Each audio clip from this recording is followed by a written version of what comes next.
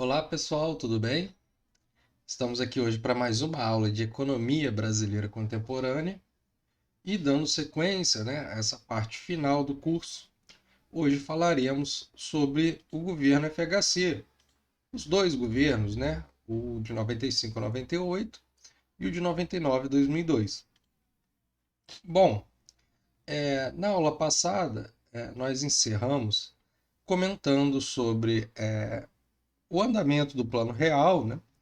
Ele foi feito no final do governo Tamar, sua repercussão positiva imediata no combate à inflação, mas o Fernando Henrique, que era ministro da Fazenda, não do Plano Real, tá? É bom ter esse detalhe. Ele foi sim a pessoa que trabalhou no planejamento e execução do Plano Real. Contudo, ele sai um pouco antes, da implementação por conta da eleição que ele ia se candidatar. E, enfim, tem dois ministros em seguida, ao Fernando Henrique, um deles inclusive é o Ciro Gomes, e enquanto está participando das eleições, o Fernando Henrique ele fica de fora, mas ele é eleito nesse contexto do Plano Real, né? Ele nesse contexto de euforia da estabilização ocasionada pelo Plano Real. E o Fernando Henrique também vai representar, uma continuidade ao modelo de desenvolvimento brasileiro, ressignificado a partir do Collor e do Itamar, que é um modelo é, neoliberal, baseado naquele tripé neoliberal que nós comentamos na aula passada, de abertura financeira, abertura comercial e privatizações. Ok? Então, nós vamos enfatizar aqui dois aspectos da análise. Né? Em primeiro lugar, a gente vai enfatizar a análise da política macroeconômica do Plano Real, que como você vai gerir e sustentar o Plano Real e estabilidade de preços. E, por outro lado, a questão institucional das políticas de desenvolvimento adotadas. Né? É o projeto de desenvolvimento por trás do governo Fernando Henrique e as suas mudanças institucionais em defesa desse projeto de desenvolvimento neoliberal. Dito isso, é importante enfatizar, antes da gente começar a aula efetivamente, começar a entrar nos detalhes do governo FHC, que esse contexto, na medida em que a gente vai chegando, 95 até 2002, já é um período que está muito mais nas memórias, não sei se da de vocês, muitos aí nasceram depois de 2000, mas geralmente boa parte acabou vivenciando um pouco desse período, os alunos mais velhos, e o Plano Real, quando o Fernando Henrique entra no governo, ele ainda está com muito pouco tempo. O Plano Cruzado, ele tinha tido um certo sucesso e em 9 meses tudo se estragou. Então existia, ainda que o Plano Real tivesse dado certo, tinha um certo risco, na medida que o tempo passasse, esse risco poderia ser minimizado, de que após uma tentativa, por exemplo, de desancorar um pouco o plano real do câmbio, que a inflação disparasse novamente para aqueles patamares que a gente tinha pré-plano real. Então, mesmo que o plano real tivesse dado certo, ainda era muito cedo para a gente ter esse diagnóstico que a gente tem hoje de que a inflação se estabilizou por um longo período após o plano real.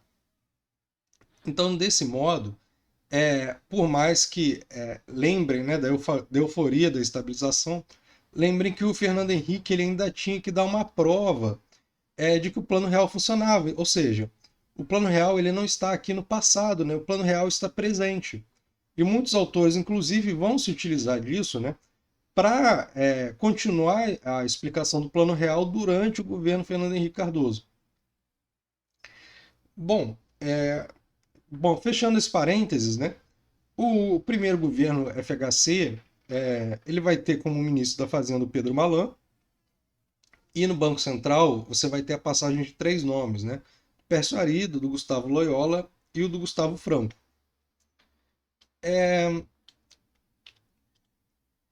Você vai ter uma nova retórica, né, oficial, de que boa parte daquela estabilidade de preços alcançada com o Plano Real, para se sustentar ao longo, né, da década de 90, você vai precisar que se tenha reformas neoliberais na economia. Um novo discurso, a nova forma de se apresentar os problemas do neoliberalismo, os problemas da economia brasileira, vão estar sempre associadas a como o neoliberalismo vai conjugar o problema da inflação. Nesse sentido, né, o neoliberalismo ele vai tentar apresentar uma forma de organizar a sociedade, permitindo o funcionamento do livre mercado e minimizando a intervenção estatal. Então essa lógica neoliberal, ela vai passar a estar associada ao plano real e à estabilidade de preços, de uma forma meio não necessariamente lógica, não tem uma etapa lógica que conecta as duas coisas.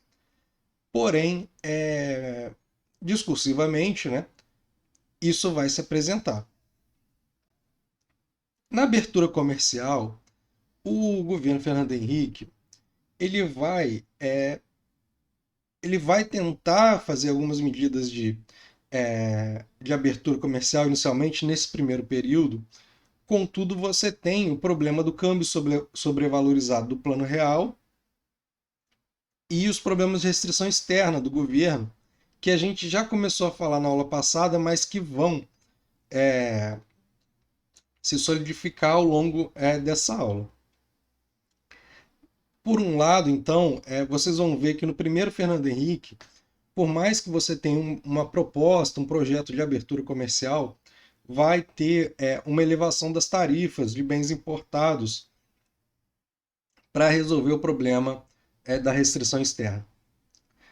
A gente vai falar desses problemas na medida em que as coisas forem se elaborando durante o governo, mas tem esse tripé neoliberal, né? A abertura comercial, a abertura financeira e privatizações. Na abertura comercial, o governo Fernando Henrique ele vai deixar a desejar um pouco, perto das suas pretensões, por conta do problema cambial. No lado da abertura financeira, você vai ter algumas modificações institucionais importantes, como, por exemplo, a flexibilização de normas para a participação de instituições financeiras estrangeiras no mercado de crédito brasileiro e a permissão para a participação estrangeira no PND. Né? Lembrem que o PND neoliberal é o Plano Nacional de Desestatização, que vai ser responsável pela geração de um fluxo de investimento estrangeiro direto no Brasil sem precedentes. Na história do Brasil nunca veio tanto recurso quanto nesse período das privatizações. E para terminar, né, o terceiro pé do tripé, as privatizações. Né? O discurso do Estado ineficiente e alguns resultados de prejuízos das empresas estatais. E a utilização dessas receitas para abater a dívida líquida do setor público. Lembrem, né, que essa retórica oficial, como eu acabei de remarcar, né, a instabilidade fiscal seria uma causa para o desequilíbrio de preços. Então, a melhoria das contas do setor público era uma forma de combater a inflação. E isso estava na retórica do governo FHC. Dito isso, é bom fazer um parênteses aqui. Não em defesa das empresas estatais, em defesa dos prejuízos das empresas estatais. Porque o que aconteceu durante esse período, na verdade, foi um grande uso por exemplo, dessas empresas estatais, né, vamos falar da década de 80 até a década de 90, até o Collor, para controle de preços, né? Essas empresas, elas também, boa parte da sua ineficiência está associada ao uso que essas empresas tiveram durante os períodos mais graves de inflação, inclusive não permitindo, por exemplo, o reajuste de preços de uma empresa ou outra. Então é evidente que alguns desses elementos explicam os grandes prejuízos dessas empresas. Por outro lado, né, o que alivia, o que explica também essa retórica, né, é que essas empresas que têm prejuízos imensos, né, que falavam, nossa, tem prejuízos imensos, foram vendidas por grandes aportes de recursos e são empresas que hoje são consideradas aí claramente empresas de lucros elevadíssimos, né? Então, ou seja, tem algumas questões aí, né, nesse lado do prejuízo das empresas estatais que parte também de uma retórica, né, de você para você defender o argumento de que essas empresas são ineficientes e que você tem que privatizá-las para elas se tornarem eficientes, se sustente, né? Então, nesse sistema foram privatizadas a Vale do Rio Doce, a Rede Ferroviária Federal, a Telebrás, algumas empresas do setor petroquímico e algumas empresas, salvo engano, subsidiárias, né, da Eletrobras, empresas da Eletrobras, como a Excelsa e a Companhia Elétrica do Rio de Janeiro, né, a Light. Bom, nesses programas de privatização tem também um mecanismo para incorporar empresas estatais estaduais como contrapartida para renegociação de dívidas dos governos estaduais. Ou seja, aqueles governos estaduais que também estavam com situação fiscal deteriorada podiam entrar nesses planos de privatização para abater e ter facilidades com problemas das suas dívidas. Eu não vou entrar em detalhes nisso, mas tem um plano específico que é muito importante, muito interessante de se conhecer, que é o PROES, que é o Programa de Incentivo à Redução do Setor Público Estadual na Atividade Bancária. Especificamente na atividade bancária, porque ele vai conjugar duas coisas, né? Ao mesmo tempo, ele vai conjugar, ele vai trazer a lógica de privatizações do neoliberalismo com o processo de abertura financeira, também defendido pelo neoliberalismo. Então, esse programa em particular, ele vai ter uma lógica bem específica para simbólica mesmo para o governo Fernando Henrique, né? E ele vai ser também um programa com grandes resultados, né, no sentido da magnitude, né? Ele vai privatizar, extinguir 10 bancos estaduais, 6 bancos estaduais vão ser privatizados, 5 vão ser reestruturados, e nessa conta, né, de tantos bancos estaduais, só 3 ficaram de fora dessas privatizações, né?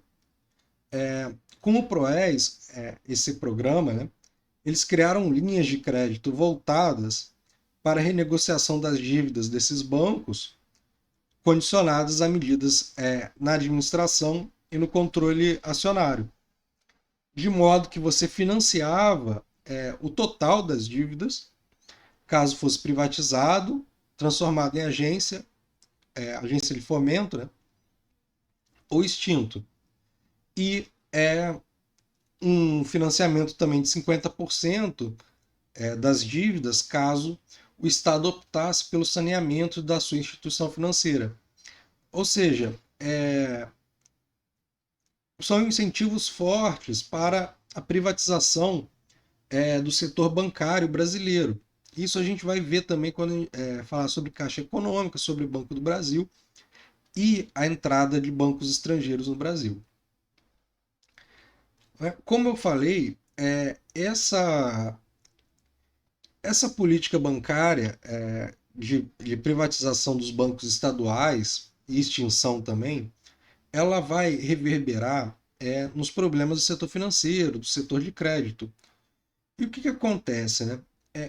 Foi importante durante esse período incentivar o setor bancário, porque com o combate à inflação e o fim daquela inflação absurda, a boa parte das receitas dos bancos era uma receita inflacionária, né? A partir da diferença de títulos e etc., da própria retirada, né? Dos recursos, enfim. Os bancos eles tinham formas de se proteger da inflação muito melhores do que os seus clientes, né? E existia um ganho muito elevado em cima das receitas inflacionárias. Com o fim das receitas inflacionárias, os bancos eles precisavam de uma nova forma de manter as suas lucratividades. E o governo ele vai caminhar, né, na direção de tentar se empenhar na expansão do crédito para o setor bancário. Qual que é o problema? A gente vai começar a ver que o governo Fernando Henrique ele vai ser caracterizado também por taxas elevadas de juros. E essas taxas elevadas de juros elas vão ocasionar qual mecanismo na economia brasileira? Né? Você vai ter uma retração da atividade econômica, as pessoas vão querer segurar esses títulos. Segurando esses títulos, a atividade econômica vai estar contraída e a necessidade de crédito também vai estar minimizada. Ou seja, desse modo, a política, a política de expansão de crédito que poderia ser empreendida pelo governo foi anulada pelas medidas de política monetária adotadas. A gente vai explicar em breve o porquê dessa necessidade de taxa de juros elevadas, mas não foi só a taxa de juros que o governo elevou. Elevou também depósitos compulsórios e você teve alguns problemas no setor bancário, algumas empresas, algumas instituições financeiras estavam com algumas dificuldades, né? Você vai ver o caso do Banco Econômico e o do Banco Bamerindos, né? São casos conhecidos. Para quem viveu naquele tempo, não tem como esquecer da crise do Banco Bamerindos, enfim, o HSBC, que é um banco internacional, vai comprar uma parte, enfim, vai ter um problema com a dívida do banco e etc. O Banco Central vai implementar novas regulamentações no setor financeiro por conta dessa crise do setor bancário, né, que tiveram uma parte da receita reduzida e não tiveram efetivamente a expansão do crédito. Estavam com uma receita muito deteriorada. O Banco Central criou uma nova regulamentação para intervir em instituições insolventes e ilíquidas. Foi regulamentado o Fundo Garantidor de Crédito, o famoso FGC, né? Para quem trabalha ou conhece, né, como é que funciona o mercado bancário, interbancário, mercado de títulos, certificados de depósitos bancários, você tem uma regulamentação muito forte do Fundo Garantidor de Crédito, né, que garante, né, aquele patrimônio, enfim, investido em casos de insolvência dos bancos.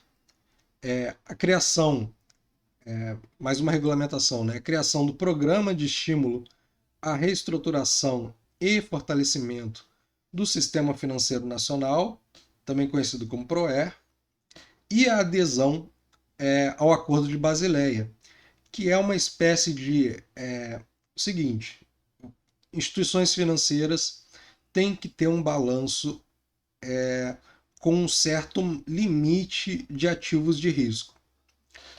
coisa de 8% ou 10%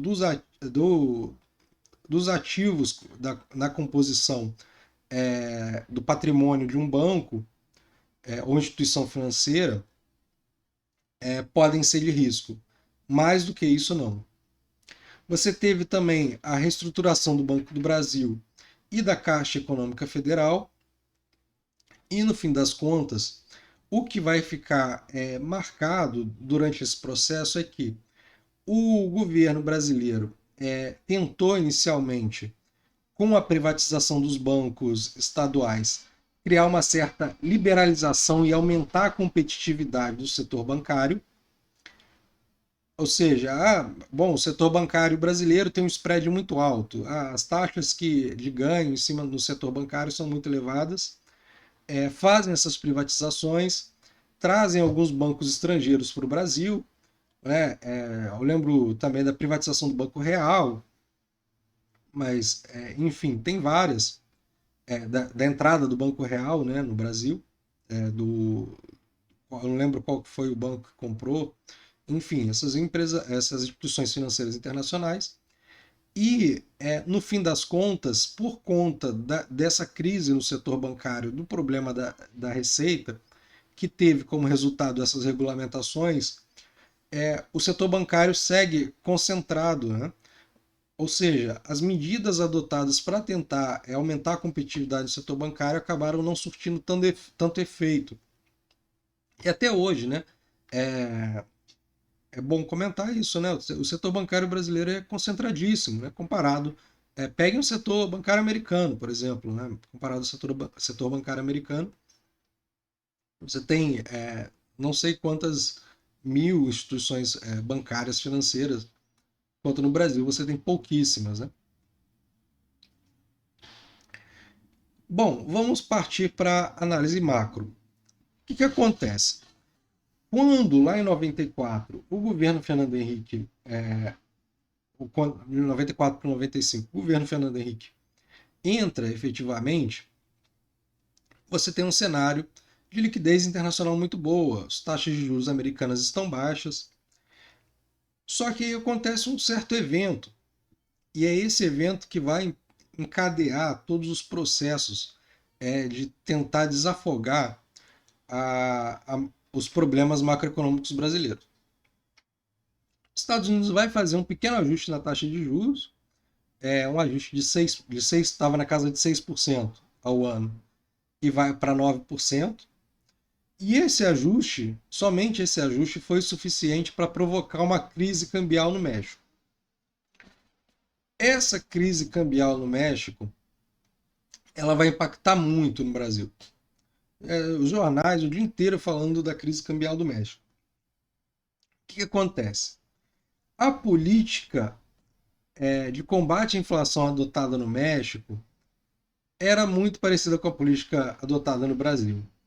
Que era o quê? Câmbio valorizado e déficits nas transações correntes. Muito parecida com a política adotada no Brasil durante o Plano Real. Os países tinham um perfil parecido. O que aconteceu? O famoso efeito contágio da crise do México. Como a crise impactou negativamente, né, o México, se acreditava que o Brasil seguiria pelo mesmo caminho.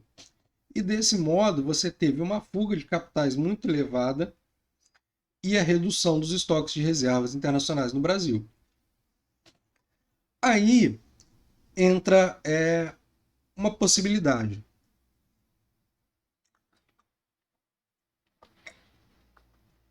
Bom, nós estávamos com um problema de déficit de transações correntes, com câmbio valorizado, e a gente agora está com uma crise e nossos estoques estão diminuindo. Que solução que pode ser adotada?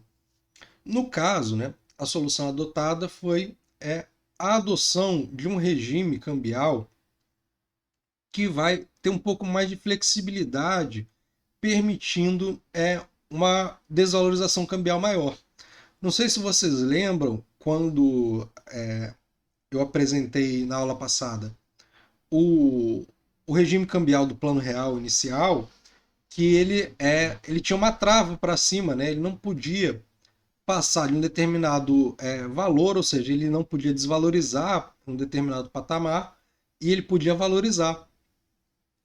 Com o regime de bandas cambiais, você vai ter um sistema de câmbio flutuante mesmo. A taxa de câmbio vai desvalorizar e valorizar.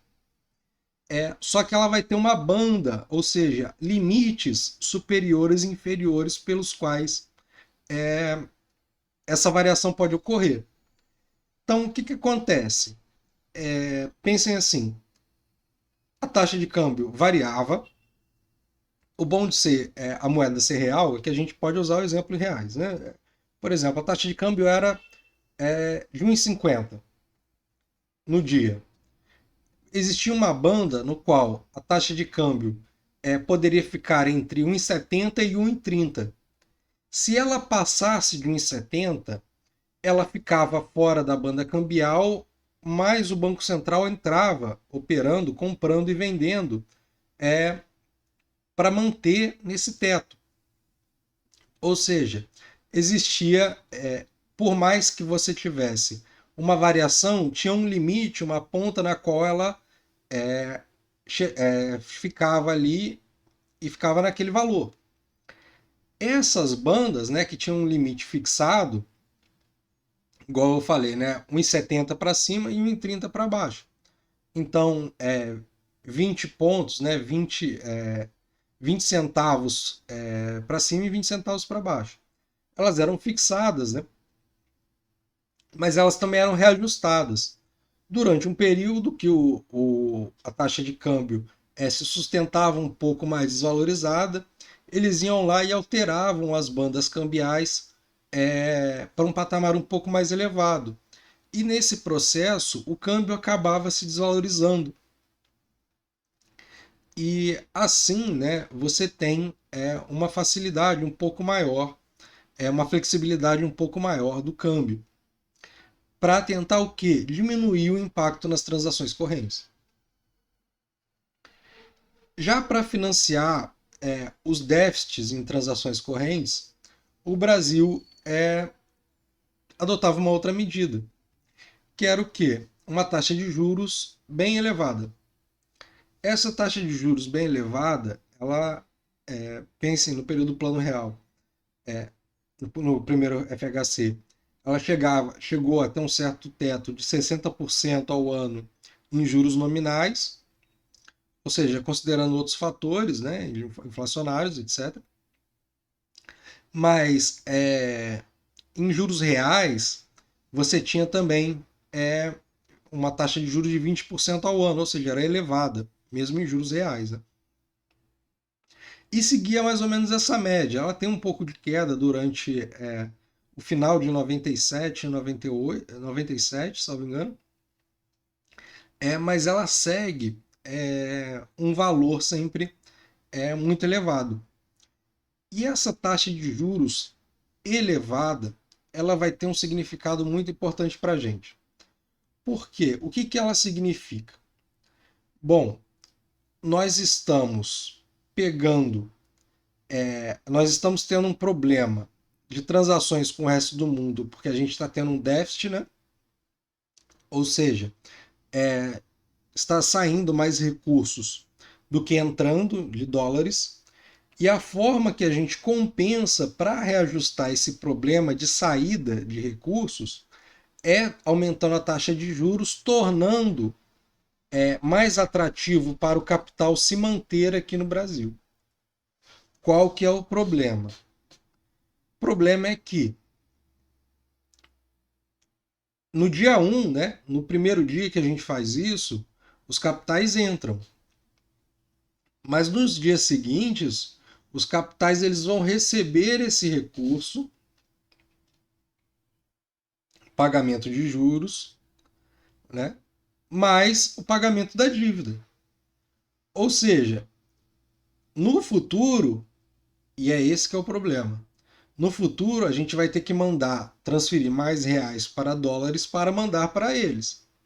Ou seja, no futuro pode ser que a gente precise de um câmbio mais desvalorizado se a gente quer manter, né, essa mesma proporção de pagamento.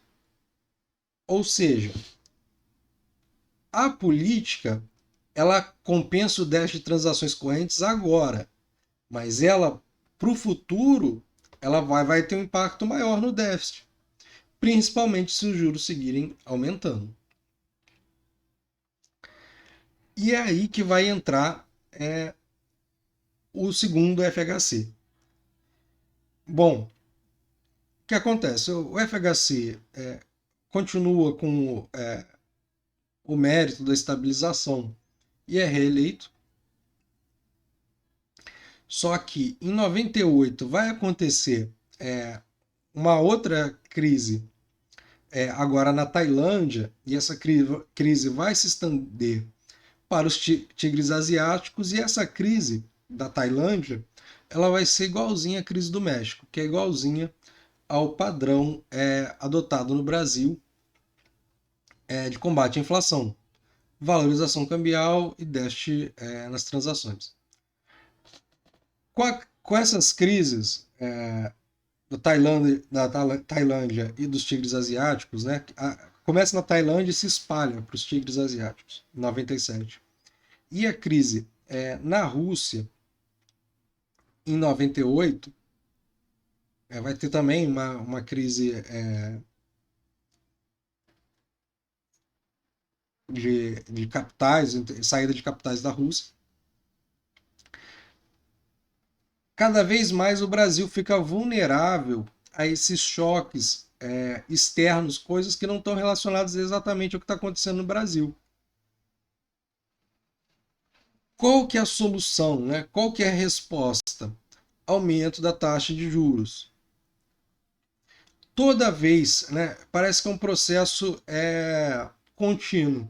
Toda vez que acontece uma desgraça no mundo, tem um ataque especulativo no Brasil, os capitais vão sair, tem riscos para esgotamento de reservas brasileiras, o governo brasileiro eleva a taxa de juros.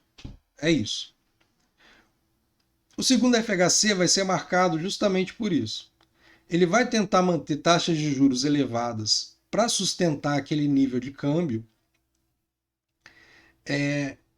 E o que a gente viu, né, até então, no primeiro governo, vários períodos de estagnação e de desemprego elevado.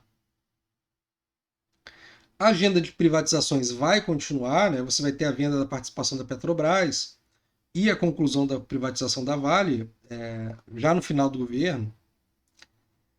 Mas eles percebem o seguinte: poxa, toda hora acontece um problema no resto do mundo e a gente aqui passa por uma complicação. Então, o que a gente tem que fazer? A gente tem que tentar desvincular a nossa política de combate à inflação do problema cambial. Porque qual que era o medo? Bom, vamos deixar esse câmbio solto, vamos ver o que vai acontecer.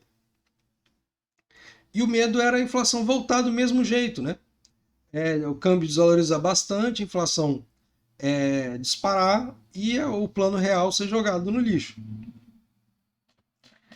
Então, o que acontece? Você vai ter uma transição para o que a gente vai chamar de regime de metas de inflação.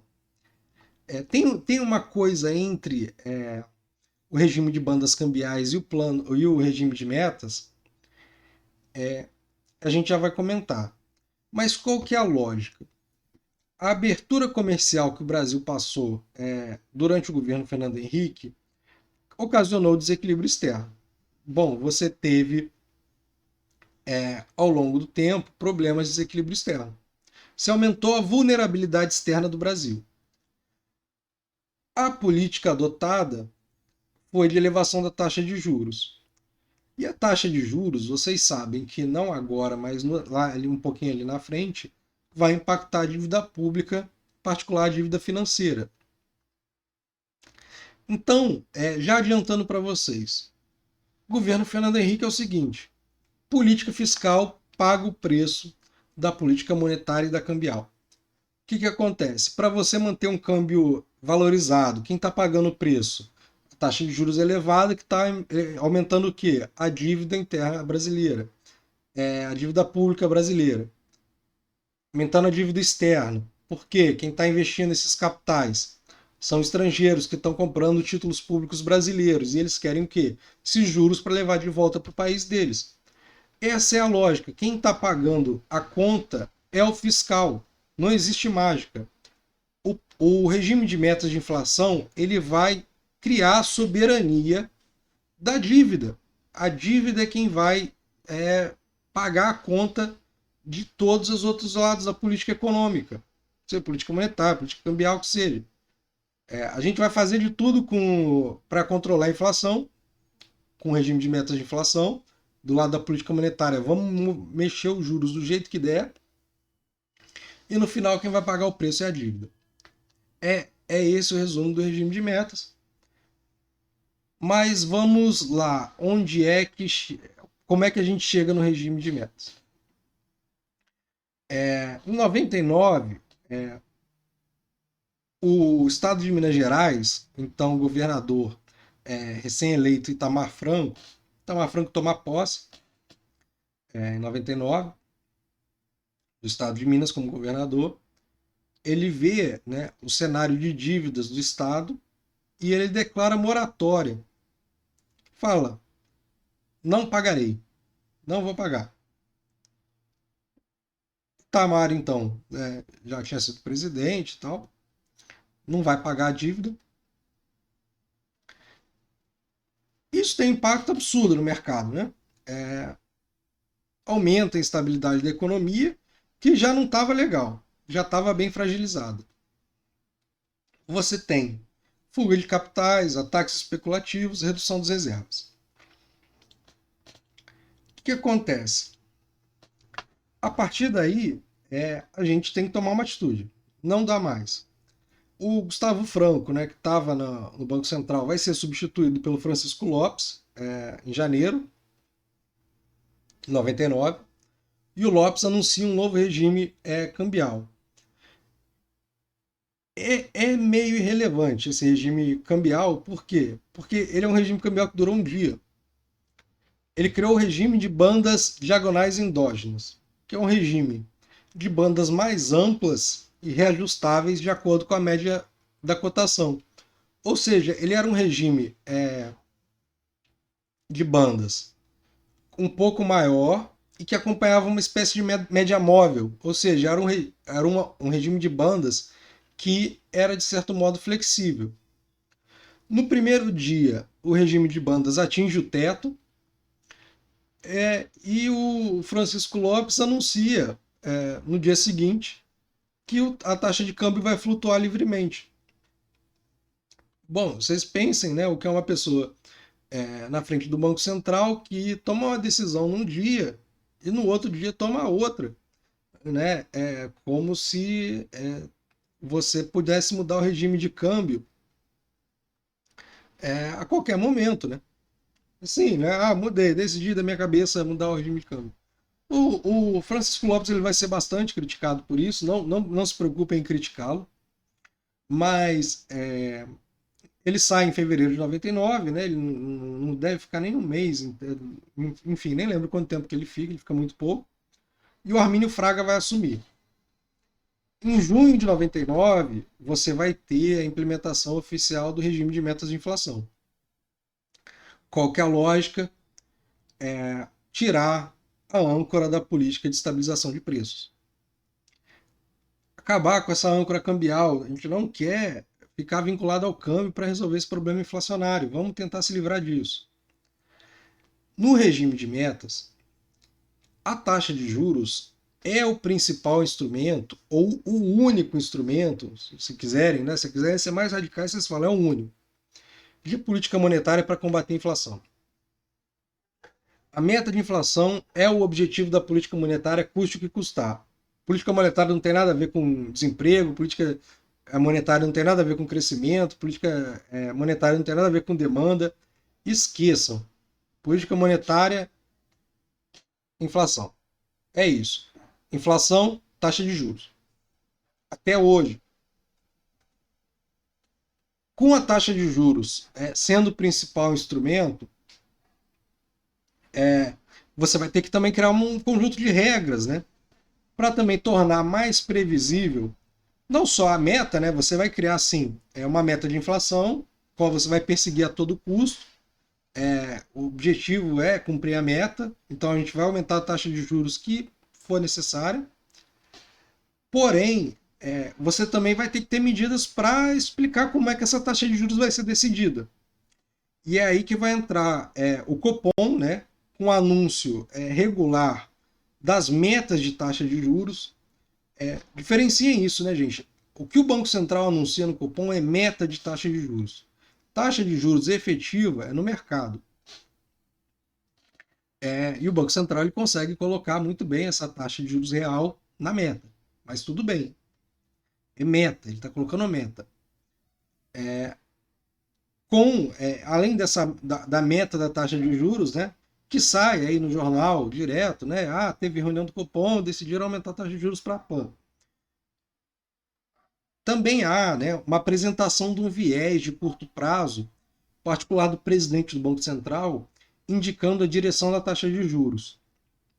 Ele sempre sinaliza lá no Copom, vocês podem ler lá, na ata. Tendência de continuidade da estabilidade da taxa de juros nesse patamar de 8%. E assim vai. Tendência de alta taxa de juros para os próximos 9 meses. E aí, por aí segue.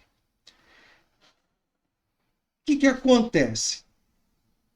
E é aí que entra a nossa conta sobre o plano real, e essa sequência histórica do governo Fernando Henrique que vai parar no regime de metas e no hoje, que é a questão da taxa de juros. A política soberana da taxa de juros ela tem um custo. Que custo é esse? O compromisso fiscal. Não tem como. A gente só vai falar assim, a taxa de juros é a soberana da economia brasileira. Se, por outro lado, o governo brasileiro fizer uma série de compromissos, né, pelo lado fiscal. E eu vou além de falar governo aqui. Para o regime de metas funcionar, tem que existir um compromisso de Estado, ou seja, independente do governo que estiver lá, essas medidas têm que funcionar. Que medidas são essas, né? São as medidas fiscais que vão conseguir sustentar a manutenção de taxas de juros elevadas, né? Como, por exemplo, a Lei de Diretrizes Orçamentárias. Mais um aspecto institucional importante do governo FHC, né, definir meta de superávit primário, resultado nominal para o ano seguinte e próximos 2 anos. Se a estimativa de receita não concretizar, né, que foi estabelecida pela Lei de Diretrizes Orçamentárias, você vai ter um contingenciamento de gastos fixados na lei até a segurança do cumprimento da meta de superávit.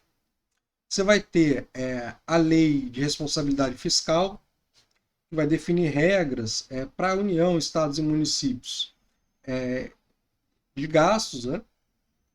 Limitar despesas com o pessoal, limitar a realização de investimento público, limitar a geração de despesas de custeio e assim cumprir metas fiscais em todos os níveis de esfera do poder público. Resoluções sobre o limite da dívida, né? Você vai ter uma série de resoluções menores, né, que não são leis abrangentes, assim como a LDO e a Lei de Responsabilidade Fiscal, né? Mas você vai ter resoluções sobre o limite da dívida de estados e municípios e a modificação no regime da Previdência Social, adicionando um redutor, o fator previdenciário. E desse modo, você vai ter um processo muito claro durante o governo Fernando Henrique, que é o quê? A dívida pagando a conta da manutenção da estabilidade de preços e dos juros elevados. Mesmo com todas essas medidas, o superávit primário que o governo gerava não compensava os efeitos da relação da dívida, né? A relação dívida-PIB aumentava ano a ano. Você tem uma elevação da dívida externa via pagamento de juros para o exterior, a necessidade de fortes desvalorizações cambiais, né? Se você pegar de 98 a 2002, você vai ter uma desvalorização cambial que sai de R$ 1 para 3,50, ou seja, 350%. Porém, né, tem períodos específicos, né, como 2002, que a desvalorização cambial é de 60%. Enfim, você vai ter uns momentos específicos no qual a inflação, a desvalorização cambial, ela vai se acelerar muito rápido. Você vai ter que ir lá no FMI, né, o acordo com o FMI, se vocês digitarem aí no Google, né, no YouTube, enfim, pesquisem lá a ida do Fernando Henrique no FMI, uma das cenas mais lamentáveis da política brasileira, né, a forma como o Fernando Henrique é recebido e tratado pelos grandes bancos, enfim. Enfim, o governo precisava constantemente de recorrer ao FMI para a recomposição dessas reservas internacionais. E, por outro lado, né, a gente podia até ter enfatizado isso durante essa aula, né, que foi um período de governos, né, os dois governos da FHC, de crescimentos muito pequenos, muito tímidos, né? Mas a gente enfatiza muito mais essa questão da gestão da política econômica voltada para o problema da estabilidade. A inflação, né, ela passou a virar, a partir do governo FHC, ela passou a virar uma espécie de demônio que a gente tem que combater de toda forma com o nosso crucifixo taxa de juros. E os efeitos da taxa de juros vão repercutir na dívida histórica que a gente tem, né? Esse problema de endividamento que a gente fala todo ano até hoje, né? Não é um problema do passado, ele está aqui, né?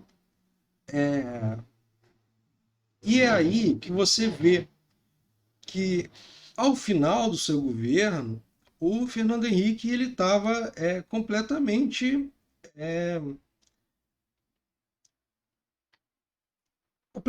não, eu não diria impopular, mas assim, indiferente.